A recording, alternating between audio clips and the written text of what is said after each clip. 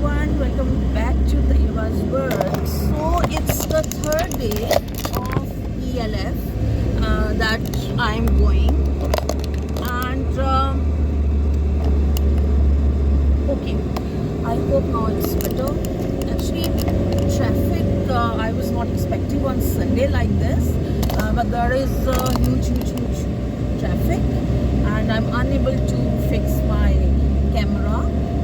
लेकिन अब मेरे को लग रहा है कि बेहतर हो गया है. अच्छा जी, और आपको पता है कि वो हमारे यहाँ पे ये कि खातून एक साइड पे खड़ी हो जाए. हालांकि मैं एक साइड पे अपने कैमरे को सेट करने की कोशिश कर रही थी, तो बस जी धीरे धीरे से जो गुजर रहा है वो एक तो वो देख बहुत बुरी तरह रहा है, तो वो ये वाले बहुत मसले हैं यहाँ पे. तो मैं इंसान ऐसे ही काम का थोड़ा सा पजल हो जाता है कि जल्दी से निकले, मतलब उसको घबराहट स्टार्ट हो जाती है. एनीवेज, तो जी PLF का आज दूसरा दिन है. कल का मैंने सेशन 2 अटेंड किए.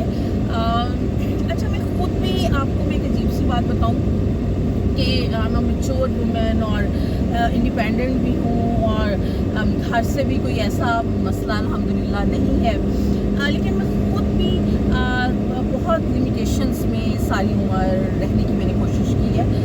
सही या गलत, इंसान है, गलतियाँ तो हर एक से होती हैं, लेकिन मैंने बहुत कोशिश की है कि मैं लिमिटेशंस में रहूँ.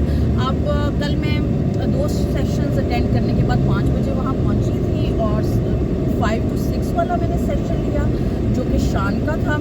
हालांकि वो मेरे को उसके बारे में इतना इंटरेस्टेड नहीं थी, लेकिन चूँकि मैं लेट हो गई तो बस फिर वो एक सेशन बचा था. और एक सेशन जो है वो ज़बरदस्त सेशन था. वो टीवी के रोल पे था आजकल, और ये काफ़ी मेरा इंटरेस्ट का टॉपिक भी है. और उसमें जो थे वो गेस्ट भी बहुत ज़बरदस्त थे. असगर नदीम सैयद, बी गुल थी, आमना मुफ्ती थी, मुनव्वर सईद साहब थे, सुहेल अहमद साहब थे, काशिफ निसार थे, बहुत अच्छे डायरेक्टर हैं. देन वी हैव अच्छा उसको इफ़त उमर ने, अच्छा सनम सईद थी एक्टर. और सबसे जो ज़बरदस्त थी गेस्ट वो थी नूरुल कदा शाह. उनको मैं सुनना चाह रही थी. और आप ये देखिए कि जो है उसको पहले होस्ट करना था इफ़त उमर ने, जो कि भी एक मेरी इंटरेस्ट की बात थी कि मैं देखना चाह रही थी कि वो कैसे इस तरह के सेशन को होस्ट करती हैं. लेकिन आई डोंट नो, वो नहीं आई. उनकी जगह पे जो है वो क्या है एक्टर, वैसे वो बड़े नाराज़ तो नहीं, एक दफ़ा हुए थे वो. और जो थी क्या सबा कमर, वो एक इवेंट में थी, मैं इंटरव्यू कर रही थी, क्योंकि आपको पता है कि मैं ये सोशल मीडिया से भी रिलेटेड हूँ. उस वक्त तो मैं काफ़ी एक्टिव ब्लॉगिंग भी करती थी, अब आजकल टाइम नहीं मिल रहा. तो मैंने यासर हुसैन लिया, और मैंने जितने क्वेश्चन किए वो सारे सबा से किए ना. तो वो यासर मुझे कहने लगा अब हंस के मजाक से, जी मैं भी बैठा हूँ, मुझसे भी कुछ कर लेना. तो वो बड़ा तो क्योंकि मुझे लगता है कि सबा बहुत अच्छी एक्टर हैं, और उनके हवाले से मेरे पास बहुत ज़्यादा क्वेश्चन थे उस वक्त. एनीवेज, तो यासर हुसैन जो है वो इस वाले सेशन को होस्ट कर रहे थे. और जो है वो बड़ा ही इंटरेस्टिंग सेक्शन हुआ. बात सिर्फ मुझे ये चीज़ फील हुई, नूरुल कदा शाह, असगर नदीम सैयद, बहुत ज़बरदस्त इन्होंने बातें की, बहुत ही ज़बरदस्त. मुनव्वर सईद साहब ने भी अच्छी बात की कि वाकई चेंज ही कांस्टेंट है. हम ये तो नहीं कह सकते कि अब भी वैसे ही सारे ड्रामे बने जैसे पृथ्वी के दौर में बनते थे, और वो भी उनकी बात ठीक है कि उसके कम बनते थे. अब इतना ज़्यादा मटीरियल बनता है कि वो सारे अच्छे बनाना बहुत मुश्किल है. ये बहुत ही लॉजिकल उनका पॉइंट ऑफ व्यू था. जबकि असगर नदीम सैयद साहब ने भी बहुत ज़बरदस्त बात की. उन्होंने कहा कि ये लोग कहते हैं कि हम जो लोग दिखाना चाहते हैं हम वो दिखाते हैं. तो आप जो है फिर आप क्या हैं अगर आप वो दिखा रहे हैं जो लोग देखना चाहते हैं. आप लोगों को वो दिखाएं जो आप दिखाना चाहते हैं. तो एक बहुत ही ज़बरदस्त वाकई ये पॉइंट था कि हम इस तरह हथियार तो नहीं डाल सकते. लोग कल को कोई बहुत गलत चीज़ देखना चाहेंगे तो हम उनको वो तो नहीं दिखा सकते ना. हमने तो एक लिमिटेशंस में रहना है, और वो सारा. तो मैं भी जो लिमिटेशंस की बात कर रही थी उसको इसी के साथ कनेक्ट करूँगी कि मैं 7 बजे निकल आई दूसरा सेशन देख के. हालांकि वहाँ पे बड़ा म्यूज़िक हो रहा था, मैं रुक सकती थी लेकिन मैंने खुद ही अपने ऊपर कुछ बाउंड्रीज सेट की हुई है. मेरे को कोई पाबंदी नहीं है, लेकिन मैंने एक बाउंड्री सेट की हुई है कि मैंने इतने टाइम से ज़्यादा घर से बाहर नहीं रहना, इतना ये नहीं कि मैं इस चीज़ को कहती हूँ कि सब खवातीन वैसे नहीं, मैं खुद भी कभी कभी लेट भी रहती हूँ, ये नहीं कि हर दफ़ा इससे ज़्यादा नहीं रहती हूँ, जब कोई ऐसी चीज़ होती है तो रहती भी हूँ। लेकिन खवातीन को तहफ़्फ़ुज़ का एहसास होना चाहिए जो कि पाकिस्तान में नहीं है।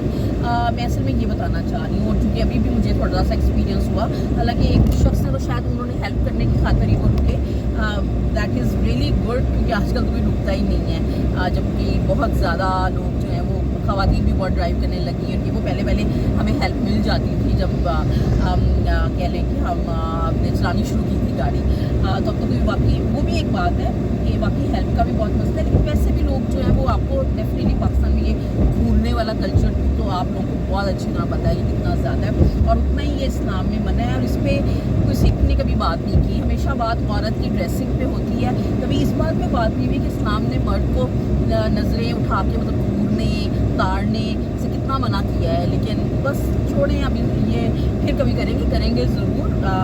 मैं समझती हूँ कि हमें हर मसले में बात करनी चाहिए ताकि उसके कोई हल निकले। बात को कारपेट के नीचे दबा देने या बात ना करने से मसले मज़ीद ख़राब होते जा रहे हैं, और हम इस लेवल पे पहुंच गए हैं कि हमारे मुल्क में बहुत कुछ ख़राब हो गया है, बहुत कुछ ख़राब हो गया है, जिसको कि हमने ही ठीक करना है। This is our responsibility as well. अच्छा जी, तो ये 2 सेशंस मैंने कल अटेंड किए। शान का जो सेशन था वो ठीक था, नॉट वेरी एक्स्ट्रा ऑर्डनरी। उसमें कुछ लोगों ने ऑडियंस में से शान को रिबट करने की भी 1-2 चीज़ों के ऊपर कोशिश की, जिसका साफ ज़ाहिर है कि वो उसको फेस करना पड़ा। आप किसी को भी आपके ऊपर तनकीद हो तो वो फेस आपको अच्छा नहीं लगता। So to be fair to him, उसके भी चेहरे पे नागवारी के साथ आए। लेकिन एनीवेज, आप जब पब्लिक बैठी होती है तो आप कोई बहुत बुरा बिहेवियर भी नहीं शो कर सकते, आपको बर्दाश्त ही करना पड़ता है। लेकिन उसको टोटली जो है उसकी बात कॉन्ट्राडिक्टरी थी। वो जो अपने वालिद के हवाले से, हबीब जालिब के हवाले से करता रहा। अगर उस वक्त ये सब लोग थे तो हमारे पास वो लोग मुयस्सर नहीं है, वैसी मिसालें मुयस्सर नहीं है। अगर शान के वालिद जो हैं उन्होंने ये अमन और ज़ब्ता और ऐसी मूवीज़ बनाई, तो शान की मूवीज़ उसके मुकाबले में कुछ भी नहीं है। वो तो कुछ चीज़ नहीं कर सका, उस चीज़ को, अपनी लेगेसी को ही आगे नहीं लेके जा सका। हालांकि उसने इतना ज़्यादा अपने पेरेंट्स की स्टारडम की वजह से उसको फ़ायदा हुआ, डेफिनेटली होता है। तो बहरहाल ये बातें कहना आसान है कि अब वो नहीं है लोग और वो बातें नहीं हैं। आप लोग, हमने उसको कंट्रीब्यूट भी नहीं किया, हमने अपनी तहजीब को, अपनी रवायात को लेके चलना होता है। ये इस चीज़ के भेड़ चाल में कि लोग यही देखना चाहते हैं, हम इसको नहीं कर सकते, तो उसकी बातें एज यूजुअल बहुत कॉन्ट्राडिक्टरी में। सबसे ज़्यादा पुट ऑफ पॉइंट ये था कि हर 1-2 जुमलों के बाद, 1-2 क्वेश्चंस के बाद कोई पॉलिटिकल लाइन ज़रूर कहता था कि बिजली के बिल बहुत हैं, ये वो बहुत है, और जी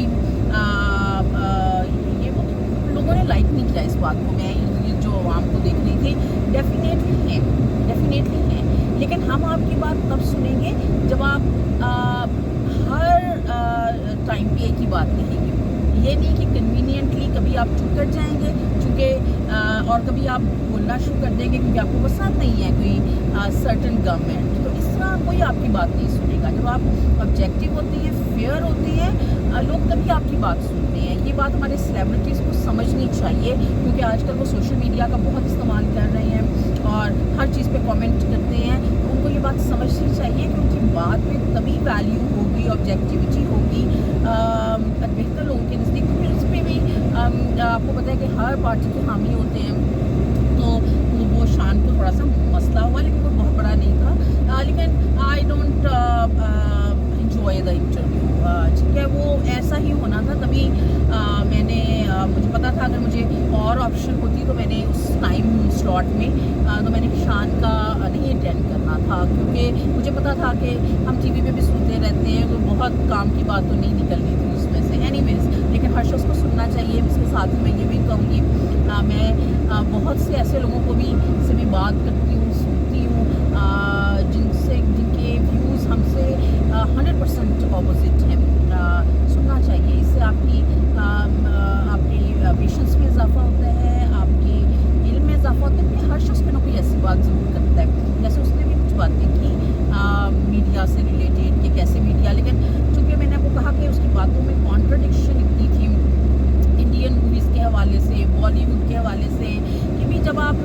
लेवल की चीज़ नहीं बना रहे, आपका और उनका कोई कंपैरिजन नहीं है, तो लोग हमेशा अच्छी चीज़ देखेंगे। जैसे इम्पोर्टेड प्रोडक्ट्स की बात है, बात इंडिया और पाकिस्तान की नहीं है, और कुछ भी वो ऐसी लैंग्वेज में बनाते हैं जो हमें समझ भी आती है।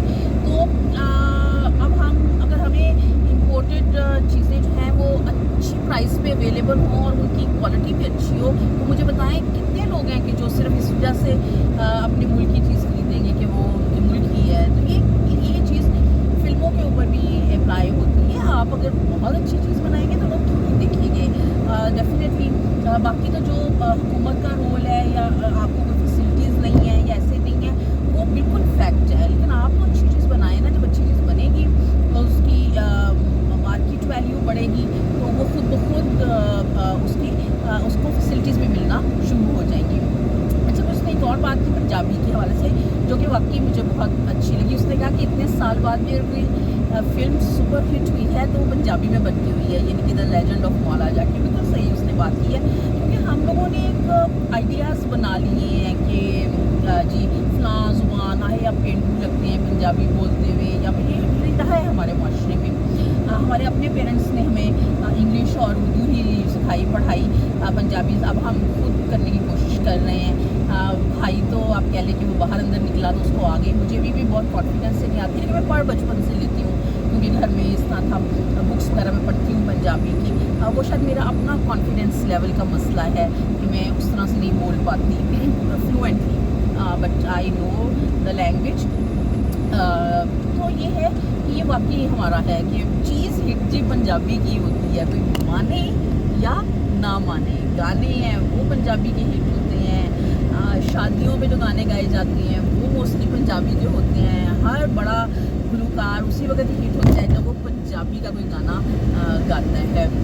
तो जी ये तो हम पंजाबी जो हैं बड़ा फ़ख्र इस चीज़ में महसूस करते हैं कि हमारी लैंग्वेज में की ये क्वालिटी है कि आपने अगर हिट होना है तो you have to make Punjabi जो है वो thing, and then you are going to hit. चलिए जी, मैं इस वक्त बड़े स्पेशल एक इवेंट पे जा रही हूँ, हालांकि PLF तो जाना है जैसे मैंने आपको बताया है।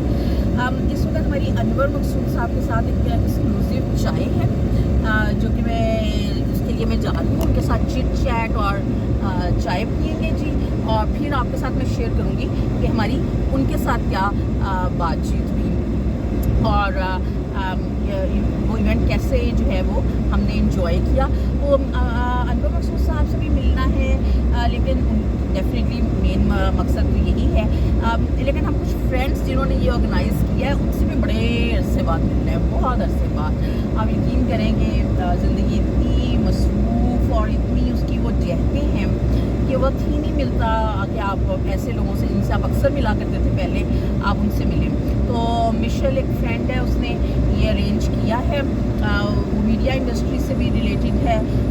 तो I am looking forward to that, और होपफुली बड़ा मज़ा आने वाला है। अनवर मकसूद साहब के जो जुमले, और वो तो आप जानते ही हैं कि वो लोग इतना इंजॉय करते हैं उसको। तो होपफुली अब उन पानियों में मैं दाखिल हो रही हूँ जहाँ मेरा स्टेबल कैमरा जो है वो नहीं रहता। तो और वैसे भी मैं जो वो अब गूगल मैप भी ऑन करना चाहती हूँ, हालांकि जगह का मुझे पता है, बट स्टिल जो टाइम जो थोड़ा सा रह गया पहुँचने के हिसाब से, तो मैं चाहती हूँ कि मैं कहीं इधर उधर ना चली जाऊँ, क्योंकि आजकल अगर अरसे बाद किसी जगह पे जा रहे हैं तो वो आपको कुछ चीज़ें कंस्ट्रक्ट हो रही हैं, रोड्स, जैसे कल मैं शाहजमाल फंस गई थी, वहाँ रोड कंस्ट्रक्ट हो रही थी। तो मैंने फिर अब सोचा है कि सेफ्टी इसी में ही है कि मैं मैप लगा के तो चलूँ। तो होपफुली मैं इंजॉय करूँगी और आपके साथ भी डेफिनेटली शेयर करूँगी कि कैसी मीटिंग रही और हमने क्या क्या क्वेश्चंस किए उनसे, क्या बातें हुई। और फिर उसके बाद मैं PLF जाऊँगी, एक सेशन है जो मेरे इंटरेस्ट है, होपफुली मैं वो अटेंड करूँगी इंशाल्लाह। और बाकी ये है कि लाहौर में ऐसे वीक्स आ गए हैं कि जब हर सैटरडे को कहीं ना कहीं जाने के चक्कर हो गए हैं। हम बसंत के बगैर बहार मना रहे हैं लाहौरिये।